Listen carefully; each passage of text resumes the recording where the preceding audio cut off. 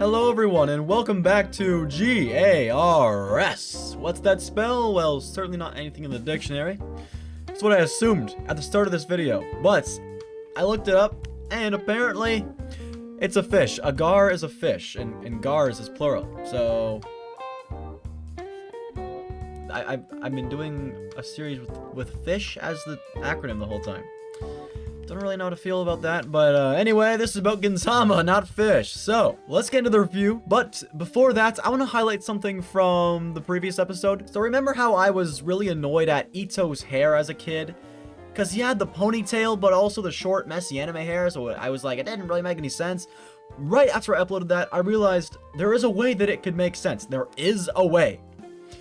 He would have to grow out his hair really long, and then tell the barber to cut every piece of his hair that wasn't the back of his head where the ponytail is, and that's what you get.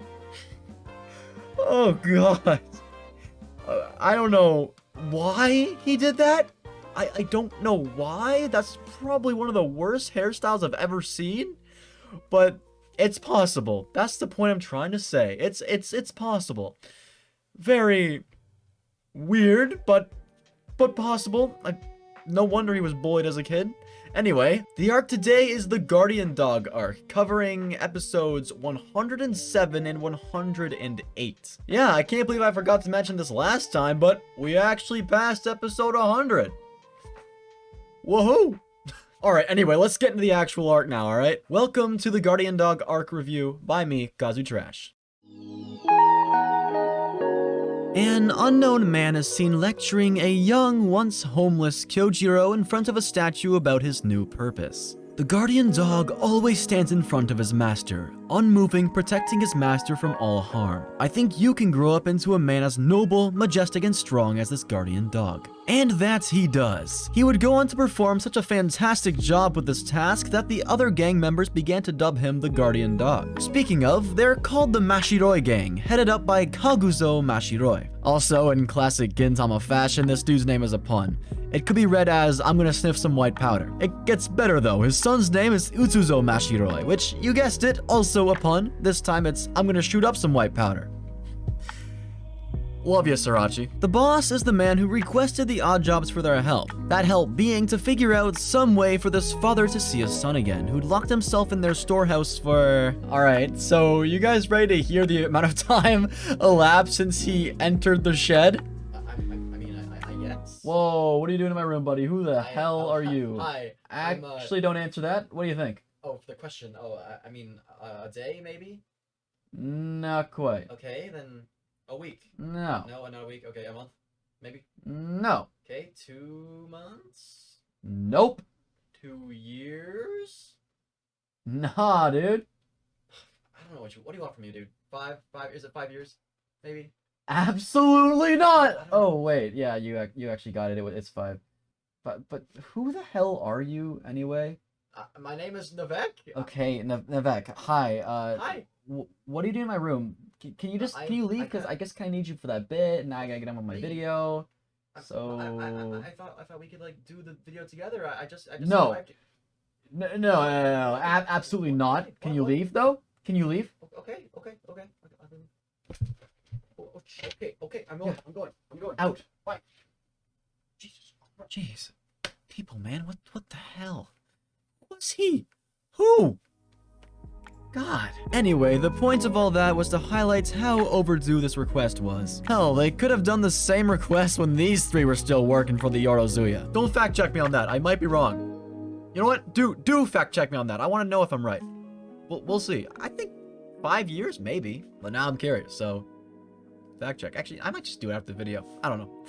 If I remember, then I remember. If I don't, fact check me. You know what I mean? Okay. In any case, the day had long since come to a close after many attempts of doing anything but prying the door open with Kagura's superhuman strength. Shin and Kagura had left because their client had a heart attack and was taken to the ER. Gin, on the other hand, decided to stay at the mansion and wonder about what this seemingly pitiful man who wouldn't even budge when his father was on death's door looked like. During Gin's imagination, Kyojiro makes another appearance and begins a heart-to-heart conversation with Gin. Here we learn more info about Utsuzo and Kyojiro's past. As I mentioned before, Kyojiro was officially hired as a bodyguard for Utsuzo. Beneath the surface though, Kaguzo gained a new son that day. Over the years, the bodyguard and the guarded became close enough to be considered friends, and more importantly, brothers. The two grew up together closely, and soon enough, Kaguzo began caring for Kyojiro the same way he would for Utsuzo. Eventually, the time came for Kaguzo to step down and choose a new boss. Only Utsuzo, the first in line, harbored an adamant desire to be anything but a Yakuza. He had, for one of the few times in his life, genuinely discovered happiness working an honest job. That honest job, however, did not last long. His own father, Kaguzo Mashiroi, destroyed the one glimmer of hope in his life. The one thing he could look forward to every day. The job that helped him cherish living and drove his thoughts away from the anxiety-ridden atmosphere of his own home. With the expectation that he would one day take the reins as the boss of the gang, looming ever closer. Ultimately, the day came. Kaguzo rated Utsuzo's work and returned home with his son, who was chastised with a strong punch. This action is the straw that broke the camel's back.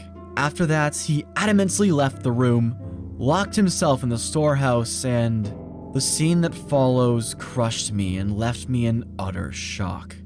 That scene being Utsuzo Mashiroi lifelessly hanging by a rope tied in a noose.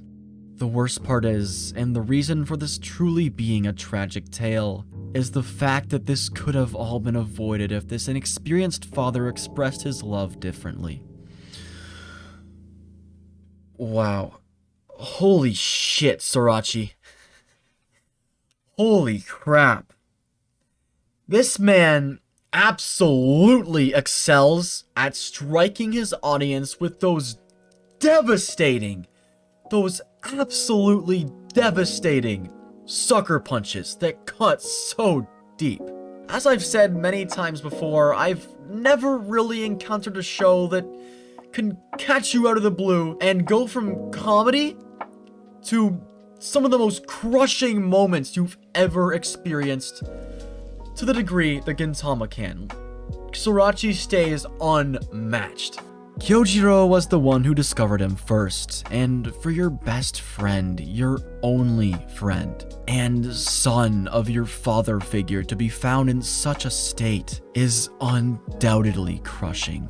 So as to let the boss live in blissful ignorance since they knew he was on his last legs, Kyojiro decided to create the fabrication of Utsuzo becoming a recluse. Out of fear that the truth would get out before the boss died, Kyojiro attempted a murder on Gintoki with the assistance of around 25 others. This would eventually lead to a battle, or much rather a chase. Here Gintoki was... My friends, it's injury count time. He was first poisoned, and then he was shot in the arm. Next, he was slashed down the back. And at last, he was shot right through the stomach. Well, hey, would you look at that. As opposed to the last arc where the enemies goofily miss every one of their shots, this time we have some not so inaccurate opposition. So let's talk about those wounds, because my god, Gintoki survives a shit ton of blows. While never outright stated, unless it was in season 4 or the last few movies, which I haven't seen. I've only seen a tiny bit of season 4, but then I decided I'd rewatch the whole thing when I made my arc review series, so that's where I left off. My theory is that Gintoki is some sort of Altana-infused superhuman. That's the only explanation I can think of as to how he keeps surviving these deadly blows, like I said. Time and time again, arc and arc again, one after the next. Okay, I know this kind of sounds like a joke, or I'm just grasping at straws, but think about it.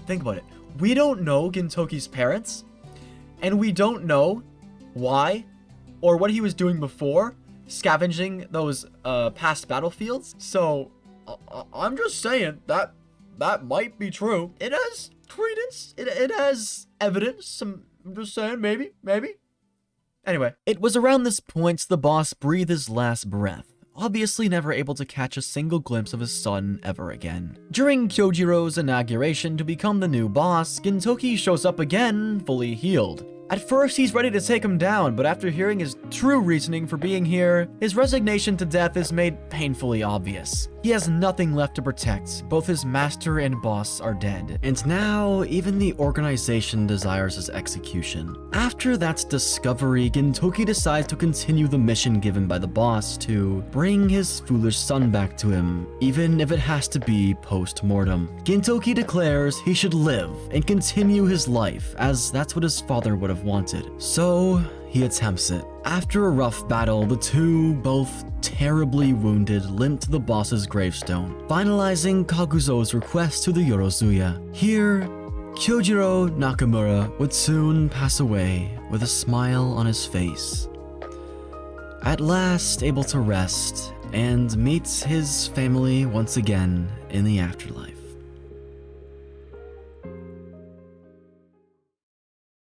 Sorachi, I really don't know how you do it, but yet again you managed to make me weep. For a character introduced only 2 episodes ago, and with their names being based on cocaine. Oh.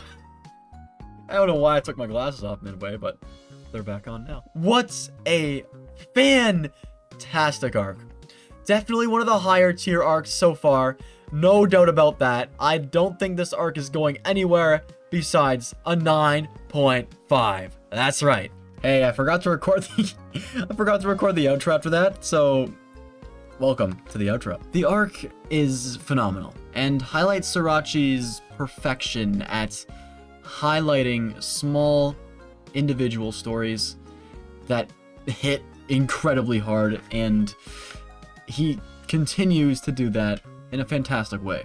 If you told me to think of a criticism for this arc, I wouldn't really be able to give you a solid one. Only thing I could really think of is, of course, Gintoki being poisoned and shot without being dead. But there could be multiple explanations for that. Like my theory goes, he could have just been an Altana being. We don't know.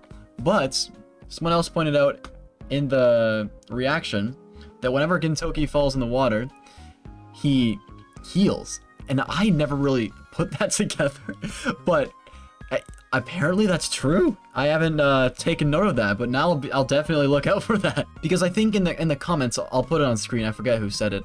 Actually, I think I do know. I'm not gonna say anyone's name just in case. He references that water is his ally. Anytime he falls in the water, you can always be 100% sure that he's gonna be okay. And I think that's cool. I think that's cool and a consistent theme. And with that being said, now, everyone, I will bid you farewell. Have a great night. Or morning. Evening? I don't know. Whatever. See you guys later. Peace.